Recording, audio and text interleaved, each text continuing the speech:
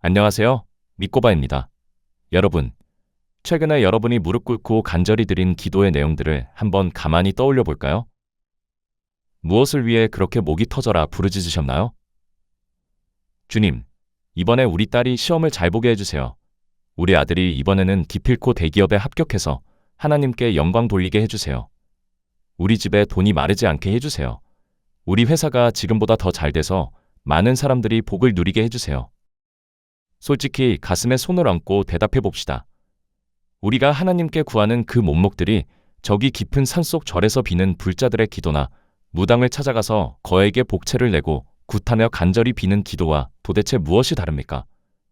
언제부터인가 한국 교회는 예수 그리스도의 처절한 십자가 대신 성공이라는 화려한 판을 깔고 그 위에 번영이라는 탐욕스러운 재물을 올리는 기복주의의 거대한 전당이 되어버렸습니다.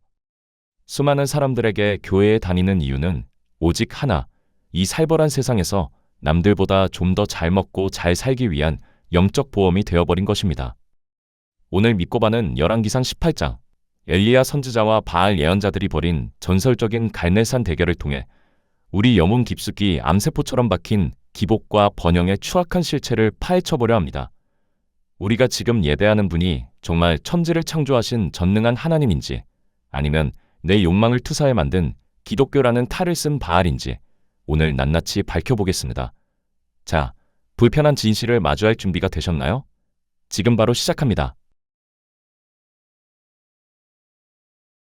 본론으로 들어가 2800년 전 북이스라엘의 상황을 현미경으로 들여다봅시다.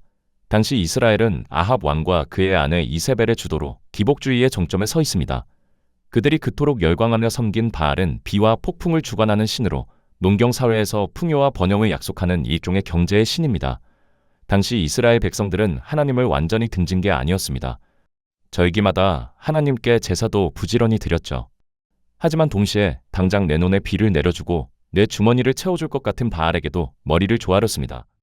이것이 바로 양다리 신앙, 즉 거룩한 하나님과 세속적인 만몬을 교묘하게 섞어버린 최악의 혼합 종교였습니다.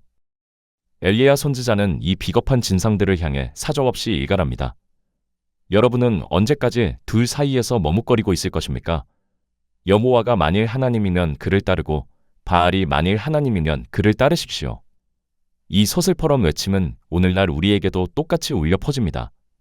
우리는 주일에는 거룩한 옷을 입고 예배당에 앉아 경건한 척하지만 월요일부터 토요일까지는 세상의 약육강식 논리와 성공신화에 내몰되어 철저히 바알을 숭배하며 삽니다. 예수님을 믿는 것도 좋지만 일단 돈이 있고 힘이 있어야 하나님의 일도 하는 거 아닙니까? 라는 자기 합리화가 우리 영혼을 지배하는 순간 우리는 이미 엘리야 시대의 타락한 백성들과 똑같은 길을 걷고 있는 겁니다. 여러분, 바알 숭배의 본질은 결국 나의 탐욕입니다. 내 욕망을 채워주고 내 미래의 불안을 잠재워주기만 한다면 그 대상이 하나님이든 바알이든 상관없다는 영적 음란함이죠. 지금 한국 교회의 주류가 되어버린 예수 믿고 잘 먹고 잘 살자라는 논리는 성경의 복이 아니라 바알의 복입니다. 성경은 우리가 세상에서 떵떵거리며 호의호식하는 것을 단 한 번도 복의 본질이라고 말한 적이 없습니다. 진짜 복은 창조주 하나님과의 관계가 회복되는 것인데 우리는 자꾸만 하나님을 내 성공을 위한 수호신이나 요술램프로 전락시키고 있습니다. 당신이 지금 목내어 구하는 그 복은 진짜 생명입니까? 아니면 바알이 던져주는 달콤한 치사량의 마약입니까? 갈멜산 대결의 절정 부분을 더 깊이 들여다봅시다.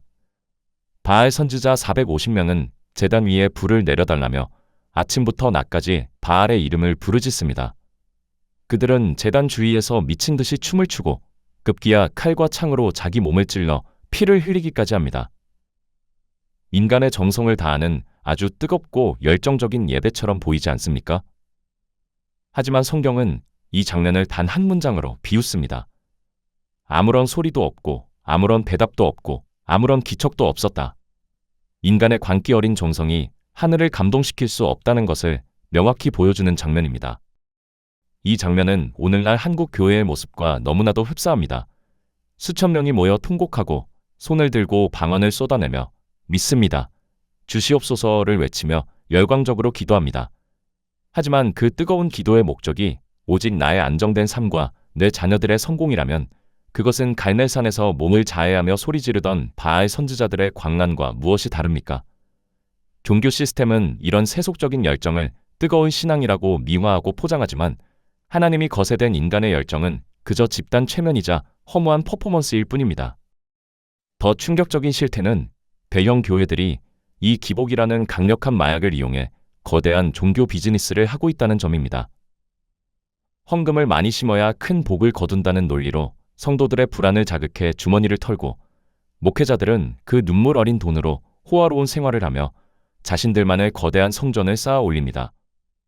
이것이 바로 21세기판 바알 숭배의 현장입니다.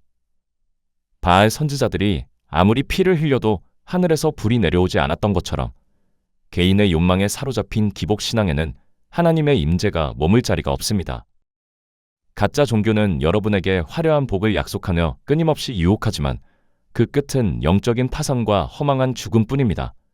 우리가 의지하는 그 번영의 신은 우리가 가장 절망적인 순간에 우리를 차갑게 배신할 것입니다. 이제 우리는 이 가짜 복의 잔치를 끝내야 합니다. 내 삶을 갉아먹고 신앙의 본질을 훼손하는 기복과 번영을 뿌리째 뽑아버리고 교회와 목사들이 얘기하는 기복신앙을 단호하게 거부해야 합니다. 엘리야는 배결에 앞서 가장 먼저 무엇을 했습니까? 바로 무너진 여호와의 제단을 다시 쌓았습니다.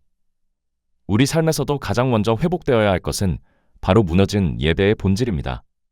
내 욕망을 투사하고 하나님을 설득하려는 예배가 아니라 하나님의 절대 주권을 인정하고 그분의 통치 앞에 온전히 항복하는 진짜 예배로 돌아가야 합니다.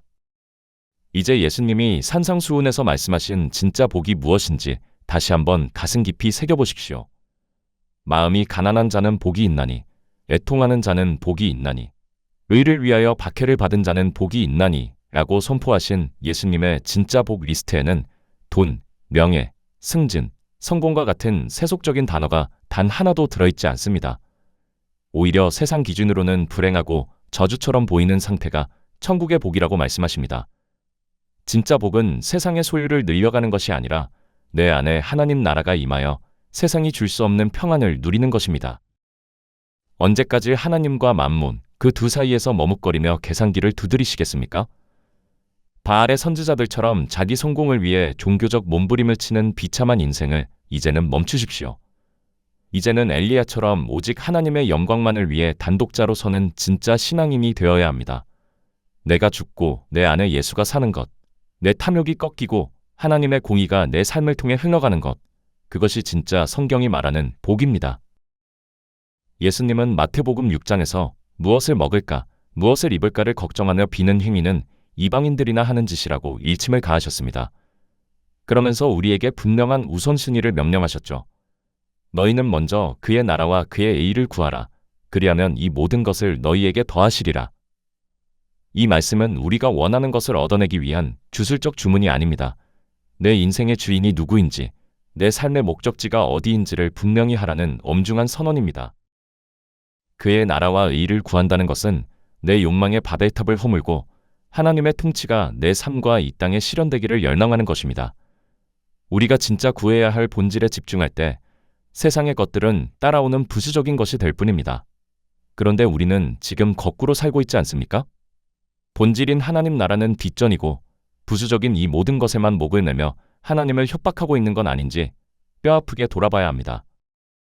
여러분의 기도가 이제는 나를 채워달라는 기복에서 나를 비워달라, 나를 깨뜨려달라는 탈복으로 바뀌길 바랍니다. 가짜 복의 노예 생활에서 벗어나 하나님의 진정한 자녀로 거듭나십시오. 여러분의 결단과 변화된 기도 제목을 댓글로 나눠주세요. 여러분의 작은 고백이 한국 교회를 바꾸는 불씨가 될 것입니다. 오늘도 믿고바와 함께 진리의 길을 고민해 주셔서 감사합니다. 다음 시간에 또 만나요.